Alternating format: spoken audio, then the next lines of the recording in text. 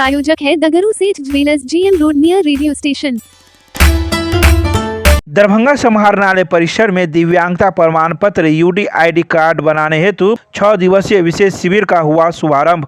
दरभंगा जिलाधिकारी राजीव रोशन के आदेश के आलोक में दरभंगा जिला अंतर्गत सभी प्रखंडों के लाभुकों के लिए दरभंगा समाहरणालय परिसर में दिव्यांगता प्रमाण पत्र UDID कार्ड बनाने हेतु 6 दिवसीय विशेष शिविर का आयोजन 20 जनवरी से लेकर 25 जनवरी तक पूर्वाह्न 10:30 बजे से लेकर 4:30 बजे तक किया गया है। इस बारे में सामाजिक सुरक्षा कोषांग की सहायक निदेशक नेहा कुमारी ने कहा कि 1 अप्रैल 2021 से ऑफलाइन दिव्यांगता प्रमाण पत्र मान्य नहीं है, इसलिए 1 अप्रैल 2021 के उपरांत से केवल ऑनलाइन सत्यापित दिव्यांगता प्रमाण पत्र ही मान्य है। उन्होंने कहा कि जनगणना 2011 के अनुसार दरभंगा जिला में 70,465 दिव्यांगजनों की संख्या है, जिसमें 58,280 दिव्यांगता प्रमाणीकृत दिव्यांगजन है। इस प्रमाणीकृत दिव्यांगजनों में 15,964 दिव्यांगजनों का UDID कार्ड बनाया जा चुका है। उन्होंने कहा कि UDID कार्ड के पोर्टल पर लंबित आवेदन के साथ साथ 100% दिव्यांगजनों को UDID कार्ड प्रदान करने हेतु जिला को लक्ष्य प्राप्त हुआ है। उन्होंने सभी प्रखंड विकास पदाधिकारी को निर्देश दिया है कि शिविर की पूर्व सूचना सभी जनप्रतिनिधि, विकास मित्र, पंचायत सचिव, आंगनवाड़ी सेविका, सहायिका, आशा कार्यकर्ता को अपने स्तर से देना सुनिश्चित करेंगे, ताकि उनके क्षेत्र के दिव्यांग लाभुकों को शिविर स्थल के संबंध में जानकारी प्राप्त हो सके। इस बात की जानकारी जिला सूचना जनसंपर्क कार्यालय के द्वारा सोमवार की शाम 7 बजे प्रेस रिलीज जारी कर दी गई। दिव्यांगजनों के लिए विशिष्ट पहचान पत्र UDID कार्ड हम लोग बोलते हैं, उसके निर्माण के लिए विशेष शिविर का आयोजन किया गया जिला पदाधिकारी महोदय के निर्देशानुसार। यह शिविर आज शुरू हुआ है और ये शनिवार तक 6 दिनों का शिविर है। 6 दिन ये शिविर चलेगा समाहरणालय परिसर में ही। और जिला के जितने भी दिव्यांगजन हैं जो अभी तक UDID कार्ड जिनका नहीं बना है, वो यहाँ आके कैंप में असेसमेंट करा के अपना UDID कार्ड प्राप्त कर सकते हैं। और भारत सरकार के द्वारा 1 अप्रैल 2021 से ऑनलाइन दिव्यांगता प्रमाण पत्र को ही मान्य माना जा रहा है। पहले से जो भी ऑफलाइन निर्गत दिव्यांगता प्रमाण पत्र थे, उनको भी UDID कार्ड में कन्वर्ट करना आवश्यक है, अन्यथा उन्हें केंद्र के कोई भी योजनाओं का लाभ नहीं मिलेगा। तो केंद्र की सभी योजनाओं के लाभ के लिए UDID कार्ड मैंडेटरी है। आज 51 आवेदन आए हैं, जिनमें से 22 का निर्गत हुआ है और बाकी का रात में जनरेट होकर उन्हें कल दे दी जाएगी। डॉक्टर वगैरह भी आए थे? जी, डॉक्टर्स की टीम सिविल सर्जन कार्यालय द्वारा दी गई है, प्रतिनियुक्त किए गए हैं शिविर में। उनके द्वारा असेसमेंट किया जा रहा है, जितने भी दिव्यांगजन आ रहे हैं उनका असेसमेंट किया जा रहा है और उसी के अनुसार उन्हें दिव्यांगता का प्रकार और प्रतिशत दिया जाता है। समस्तीपुर मंडल रेलवे संसदीय समिति की बैठक रेलवे के महाप्रबंधक की अध्यक्षता में हुई आयोजित।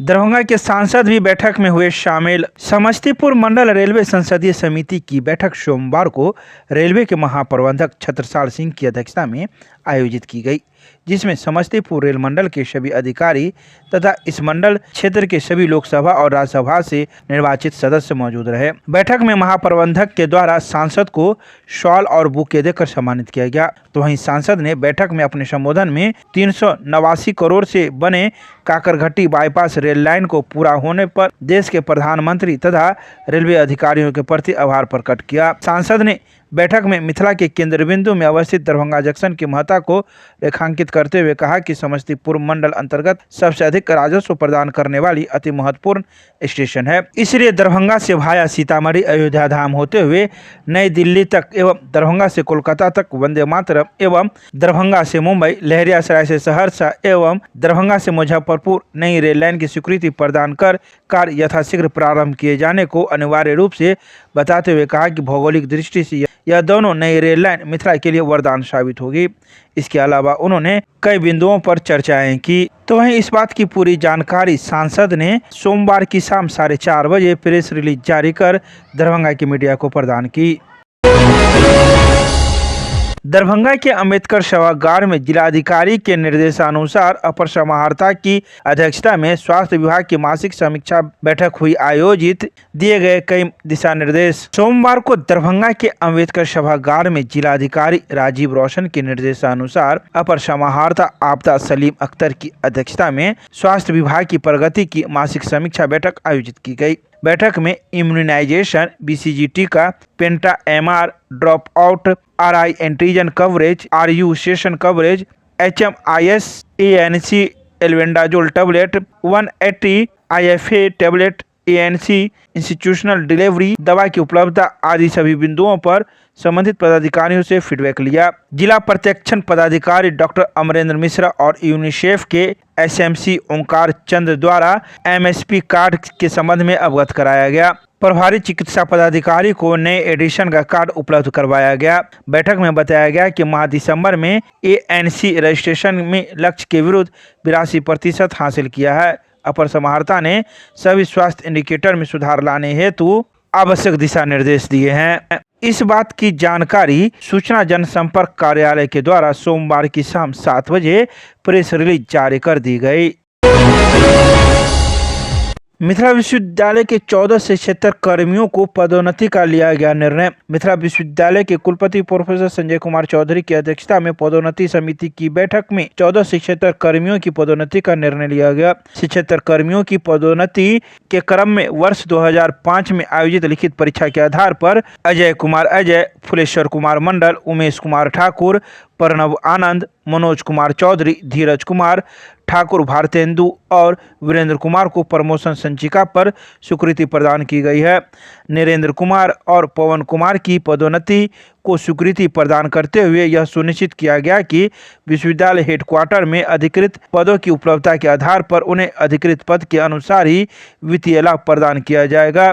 प्रमोशन की कड़ी में प्रेमचंद्र प्रसाद और वीरेंद्र कुमार सिंह की पदोन्नति संबंधित मामले पर विचार करते हुए राजभवन के दिशा निर्देश के बाद प्रमोशन संबंधित अधिसूचना जारी करने पर सहमति बनी है। लिखित परीक्षा में अनुत्तीर्ण होने के कारण अशोक कुमार दास की पदोन्नति के मामले में नियम परिनियम के हवाले से निरस्त किया गया है। पटना उच्च न्यायालय द्वारा 9 मई 2022 के आलोक में अजय कुमार शाह की प्रमोशन पर भी सदस्यों की सहमति बनी है। साथ ही पूर्व में आयोजित समिति के कार्यावृत्त को अनुमोदित किया गया है। मिथिला विश्वविद्यालय के कुलपति के आवासीय कार्यालय में हुई क्रय विक्रय की समिति की बैठक में WIT को मिली 5 करोड़ रुपए की सौगात। मिथिला विश्वविद्यालय के कुलपति प्रोफेसर संजय कुमार चौधरी की अध्यक्षता में सोमवार को कुलपति आवासीय कार्यालय में क्रय विक्रय समिति की बैठक संपन्न हुई। इस बैठक में पूर्व में आयोजित समिति के कार्यावृत्त का अनुमोदन किया गया।